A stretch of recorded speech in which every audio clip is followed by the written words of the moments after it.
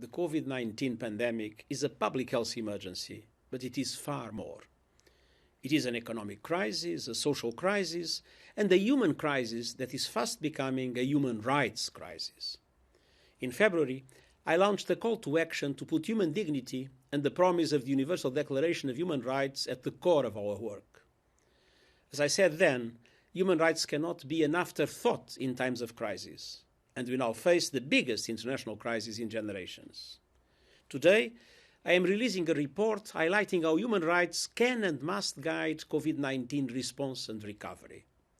The message is clear. People and their rights must be front and center. A human rights lens puts everyone in the picture and ensures that no one is left behind. Human rights responses can help beat the pandemic, putting a focus on the imperative of health care for everyone. But they also serve as an essential warning system, highlighting who is suffering most, why, and what can be done about it.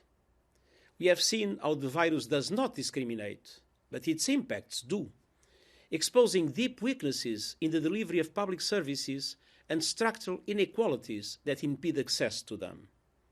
We must make sure they are properly addressed in the response. We see the disproportionate effects on certain communities, the rise of hate speech, the targeting of vulnerable groups, and the risk of heavy-handed security responses undermining the health response. Against the background of rising ethno-nationalism, populism, authoritarianism, and the pushback against human rights in some countries, the crisis can provide a pretext to adopt repressive measures for purposes unrelated to the pandemic. This is unacceptable. More than ever, governments must be transparent, responsive, and accountable. Civic space and press freedom are critical. Civil society organizations and the private sector have essential roles to play. And in all we do, let's never forget, the threat is the virus, not people.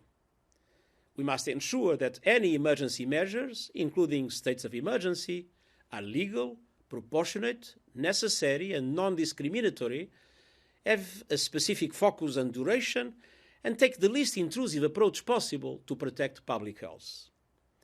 The best response is one that responds proportionately to immediate threats while protecting human rights and the rule of law. Looking ahead, we need to build back better.